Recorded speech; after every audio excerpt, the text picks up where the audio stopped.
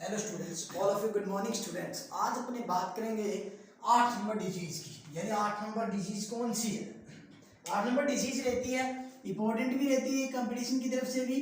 कौन सी है? जो ऊंटों के अंदर सर्वाधिक फैलने वाला रोग कौन सा है? सरा रोग। सरा रोग किसमें सर्वाधिक फैलता है? ऊंट के अंदर सर्वाधिक फैलने वाला रोग भी है। तो इसको पहले अपने बात करेंगे कि एक बुखार की बीमारी भी माना जाता है इसको। इसके बाद पशु को तेज बुखार भी रुक रुक कर आता रहता है। तो इसमें पहले अपने क्या करेंगे, इसका अन्य नाम क्या है? इसका अन्य नाम क्या है? तो अन्य नाम के अंदर इसे राजस्थान में किस नाम से जाना जाता है? पश्चिमी राजस्थान में किस नाम से जाना जाता है? तो इसे सड़ा नाम से भी, राजस्थान में तीव्रसा के नाम से, पश्चिमी राजस्थान में इसे सड़े गलतिया के नाम से भी जाना जाता है। कौन से? सड़ा। और राजस्थान के अंदर किस नाम से जाना जाता है? राजस्थान में इसे तीव्रसा के नाम से जाना जाता है। तीव्रसा क्यों कहते हैं? क्योंकि 3 वर्ष तक चलता है, यानी 3 वर्ष तक इसका प्रभाव रहता है, 3 वर्ष तक। उसके बाद अगर पश्चिमी राजस्थान के अंदर बात की जाए इसकी, कि पश्चिमी राजस्थान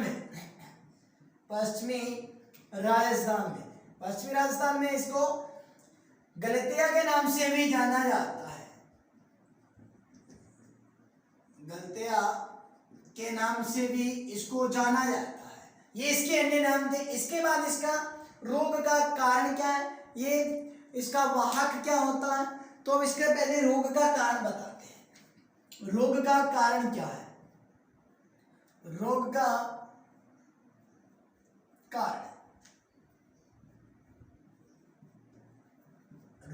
कारण रहता है ट्रिप्नोसोमा एवेंसाई। ट्रिप्नोसोमा एवेंसाई के द्वारा होता है। एवेंसाई नामक प्रोटोजोआ के द्वारा फैलता है। प्रोटोजोआ के द्वारा होता है। इसका वाहक कौन होता है? इस रोग का वाहक होता है गोबक्सी मक्खी इसका वाहक होती है।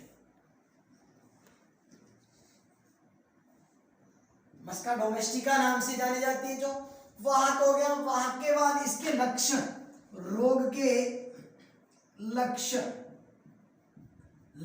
कौन कौन से रहते हैं? इसके अंदर क्या है कि लक्षण आपको अधिक तीव्र रूप में, तो अधिक तीव्र होगा, उसके बाद कम तीव्र होगा, उसके बाद सबसे कम तीव्र, यानी 3 प्रकार के लक्षण मिलेंगे। एक तो बहुत ज्यादा रोग होता है, उसके बाद मध्यम तीव्र के बाद कम तीव्र।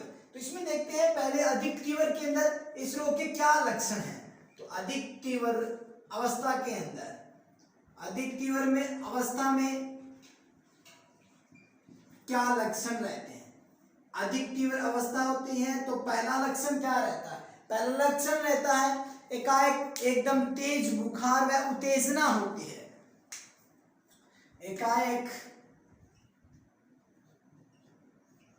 तेज बुखार होती है,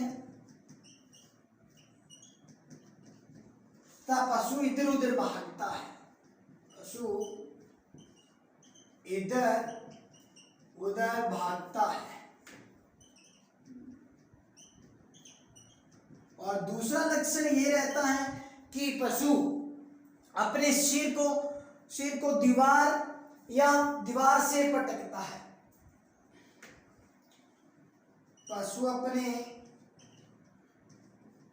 सिर को दीवार से मारता है।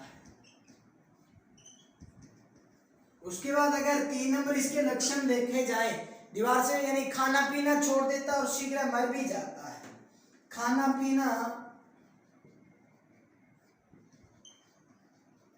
पीना छोड़ देता है और शीघ्र पशु मर भी जाता है।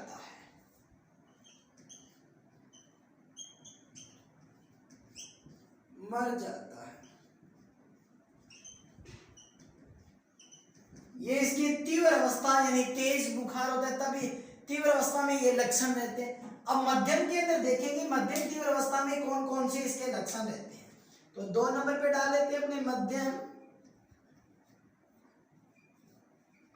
तीव्र अवस्था। तो मध्यम तीव्र अवस्था के अंदर इसके क्या क्या लक्षण है। इसमें बुखार का न होना, गोले में चक्कर लगाना रहता है, खड़े रहना, खाना कभी न खाना इसमें रहता है। पहला लक्षण इसका लिखिए बुखार कम आना, बुखार कम आना। दूसरा इसका लक्षण ये रहता है कि बुखार कम आना, और दूसरा इसका लक्षण लगता है कि पशु गोले में चक्कर लगाना, पशु गोले में चक्कर लगाना, चक्कर लगाना। उसके बाद देखा है कि खाना बिल्कुल भी नहीं खाता है, पशु खाना बिल्कुल नहीं खाता है।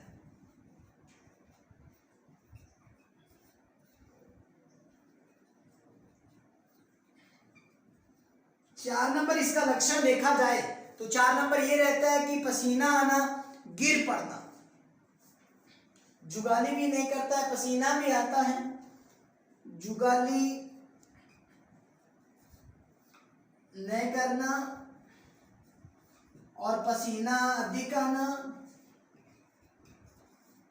पसीना अधिक आना, और तथा पशु जमीन पर भी गिर जाता है, जमीन पर गिर जाता है, गिर जाता है, पशु जमीन पर भी गिर जाता है। ये रहते हैं मध्यम तीव्र अवस्था के। उसके बाद 3 नंबर तीसरी अवस्था रहती है कम तीव्र अवस्था के अंदर। कम तीव्र अवस्था के अंदर इसके क्या लक्षण रहते हैं। यानी जो बिल्कुल भी कम तीव्र है तो इसमें क्या है, बुखार बिल्कुल भी नहीं आएगा, पशु पागल की तरह घूमता रहता है, खाना पीना छोड़ देता है। पहला लक्षण बुखार नहीं आएगा, बुखार नहीं आता है, बुखार नहीं आता है। 2 नंबर पे लक्षण ये रहेगा कि पशु पागल की तरह घूमता रहता है, पशु पागल की तरह घूमता रहता है, घूमता रहता है। खाना पीना 3 नंबर लक्षण ये है, खाना पीना बिल्कुल छोड़ देता है, खाना पीना छोड़ देता है। 4 नंबर इसके लक्षण देखा जाए कि खाना पीना छोड़ने के पश्चात यह दुर्बलहीन व शक्तिहीन भी हो जाता है, दुर्बलहीन व शक्तिहीन भी हो जाता है, शक्तिहीन हो जाता है। 5 नंबर इसके लक्षण देखा जाए तो इसके अंदर क्या रहता है कि पशु 2-3 सप्ताह के बीच मर भी जाता है, पशु 2-3 सप्ताह के बीच